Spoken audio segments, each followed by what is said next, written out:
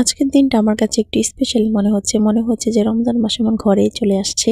আজকে শাশুড়ি আম্মা রোজা রেখেছিল, এটা হলো গতকালকে শুক্রবারের ভিডিও আর কি। তো রোজা রাখার জন্য আমি তার জন্য কি কি আয়োজন করলাম ছোট্ট করে সেটাই আপনাদের সাথে শেয়ার করব। আর আজকে রান্না করেছিলাম মোরগের মাংস, কিন্তু খেতে হলো গরুর মাংস, তাও কেন সেটাও আপনাদেরকে বলছি একটু পর। আসসালামু আলাইকুম, সবাই কেমন আছেন? আমি মতিনা আছি আপনাদের সাথে নতুন আরেকটি গ্রামীণ ভিডিও নিয়ে। আজকে শাশুড়ি মা রোজা রেখেছিল, তার জন্য বলেছিলাম হাজবেন্ডকে বাজার থেকে মুরগি আনার জন্য, তো উনি ব্রয়লার না এনে একটা দেশি মোরগ নিয়ে আসছে।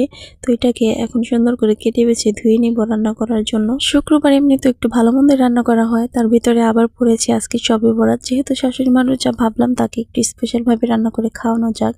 এখন আমি আদা রসুনটা বেটে নিব আর জিরা বেটে নিব। আদা রসুন আর জিরা টাটকা টাটকা বেটে দিলে তরকারি কিন্তু খেতে অনেক মজা হয়। আর যেহেতু মোরগটা টাটকা, একদম ফ্রিজে রাখবোই না, এটাকে রান্না করে ফেলবো আজকে। তার জন্য মশলাটাও টাটকা বেটে নিচ্ছি। এখানে আমি পাটায় মশলা বেটে নিচ্ছি। আর ওদিক দিয়ে ভাতও বসিয়ে দিয়েছিলাম, ভাতটা হয়ে গেছে। তারপর কড়াই বসিয়ে তেল দিয়ে তাতে পেঁয়াজ কুচি, তেজপাতা, দারচিনি, এলাচি লাল হতে দিব। আর এদিক দিয়ে আদা রসুনটাও বেটে নিব। মাটি চুলায় রান্না বান্না করতে গেলে এরকম একটার পর একটা গুছগাছ করে নিতে হয়। ওই দিক দিয়ে পেঁয়াজ কাঁচামরিচ সবকিছু কেটে নিয়েছিলাম। তারপর পেঁয়াজটা লাল হয়ে আসছে, এখন আদা রসুন বাটা দিয়ে দিলাম, সুন্দর করে কষিয়ে নিব সব ধরনের মশলা দিয়ে, যা যা লাগে আর কি মাংসের ভিতরে দিতে হয়। তারপরে আমি কিছু টমেটো কুচি দিয়ে মাংসটাকে এখন কষিয়ে নিব ভালোভাবে। আর এদিকে দেখুন আমার বাচ্চা রান্নাঘরে এসে বসে আছে, অনেকে অনেক ক্ষুধা লেগে গেছে। যেহেতু আজকে আমার রান্না করতে অনেক দেরি হয়ে গেছে, আর বাচ্চারা দেখবেন যেদিন রান্না করতে দেরি হবে ওই দিন ওদের ক্ষুধা লেগে যায় বেশি। আর যেদিন রান্না করে আগেই রেখে দিব ওই দিন ওরা খেতেও চায় না। এখন মাংসটাকে কষানো দিয়ে দিয়েছি, আর তারপর আমি এখানে ডালটাকে বেটে নিব। শিলপাটার ভিতরে ডালটা বেটে যদি বড়া বানানো হয় তাহলে খেতে খুবই মজা হয়। ব্লেন্ডার করলে আমার কাছে তত একটা ভালো লাগে না। শিলপাটায় বেটে নিলে একদম আঠালো আঠালো হয়, এটা আর কি অনেক ভালো লাগে খেতে। তারপরে এখানে পেঁয়াজ কুচি, মরিচ কুচি, ধনেপাতা কুচি, সব ধরনের মশলা দিয়ে আদা রসুন দিয়ে সুন্দর করে এটাকে মাখিয়ে নিব। বড়া বানানোর জন্য আর কি রেডি করে রাখতেছি, একটু পর বানাবো বিকেল দিকে। আর যেহেতু আমার রান্নাটা করতে আজকে অনেক দেরি হয়ে গেছে, আমার ছেলের মেয়ে সবার ক্ষুধা লেগে গেছে। আর এই দিক থেকে তো মেয়েটা ঘুমিয়ে এসে পড়েছে, রান্না করে নিয়ে ওকে বসেছিলাম। আসলে বাচ্চার মায়েদের এইভাবে কাজ করতে হয়। তারপর মেয়েটাকে ঘুম পাড়িয়ে দিয়েছি। আর এই দিক দিয়ে দেখে আমার মা লাউ শাক পাঠিয়েছে আর গরুর মাংস রান্না করে পাঠিয়েছে। ভাবছি আজকে শবে বরাত কি নাকি রান্না করবো। আসলে আমি তো মুরগি রান্না করেছি, মা হয়তো জানে না।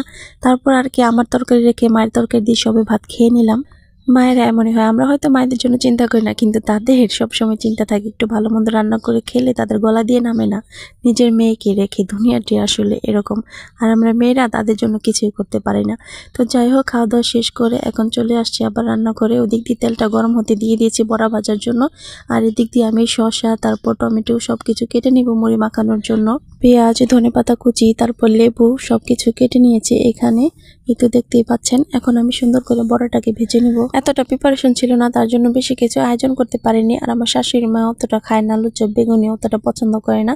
কিন্তু আজকে যেহেতু আবার আমি রোজা রেখেছি, একটু বিশেষ করে আয়োজন করব, আবার সেটা আপনাদের সাথে শেয়ার করব। এখন পর্যন্ত আমার সাথে যারা আছেন একটি করে লাইক দিয়ে দিবেন, আর আমার চ্যানেলটিকে সাবস্ক্রাইব করে দিবেন, ফেসবুক পেজটিকে ফলো দিয়ে দিবেন। তো এই তো সুন্দর করে মাটির চুলায় আমি বড়াগুলোকে ভেজে নিচ্ছিলাম। কতটা আনন্দ লাগে তাই না, ভাবলে যে কিছুদিন পরে রমজান আসবে। আসলে রমজান মাসটা আসার আগে থেকে আমাদের যে এতটা আনন্দ লাগে কি বলে বোঝাতে পারবো না, মনের ভিতরে অনেকটা আনন্দ লাগে। আর এই তো আমার হাজবেন্ডকে বাজারে পাঠিয়ে দিয়েছিলাম কলা, খেজুর, তারপর পেয়ারা আর কিছু আমিত্তি আনতে বলেছিলাম, সেগুলো নিয়ে আসছে। আসলে আমরা বাঙালিরা রোজা রাখার পর একটু যদি মুড়ি টুড়ি না খাই, ঝাল টাল না খাই, তাহলে কিন্তু ভালোই লাগে না। এই তো আমার ছোট্ট আয়োজন, আর লেবু দিয়ে শরবত বানিয়ে দিয়েছিলাম।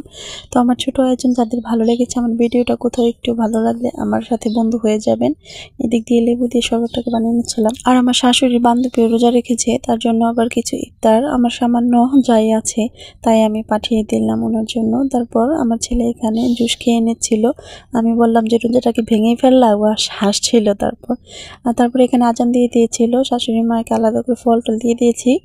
আর এখন মুড়িটাকে মাখিয়ে দিব, তারপর মুড়িটাও দিয়ে দিব যার যারটা, সবাইকে ভাগ করে। যার যেতটুকু সামর্থ্য আছে, যতটুকু পারেন ততটুকুই করার চেষ্টা করবেন শাশুড়িদের জন্য, তাহলে ওটাই জমা থাকবে।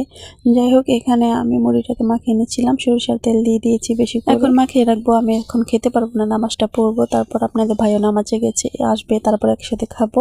আর এদিক দিয়ে শাশুড়িটাকে দিয়ে দিলাম, আর আমার যাও রোজা রেখেছিল তার জন্য কিছু মুড়ি দিয়ে দিলাম। আর সবকিছু প্লেটের ভিতরে একটা একটা করে দিয়ে দিয়েছি এখানে। আর এখন আমার মেয়ে তার দাদিকে দিয়ে আসলো, তার দাদির জন্য এত পাগল, বলতেছে যে দাও দাদিকে দিয়ে আসি।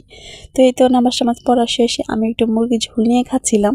আমার কিন্তু এইভাবে খেতে খুবই ভালো লাগে। আপনারা কারা কারা এরকম ভাবে খান? আমি আবার মুড়ির সাথে একটু ঝোল নিয়ে খাই, যদি মাংসের তরকারি থাকে অনেক মজা হয়। আজকে এই পর্যন্ত, সব ভালো থাকবেন, সুস্থ থাকবেন, আল্লাহ হাফেজ।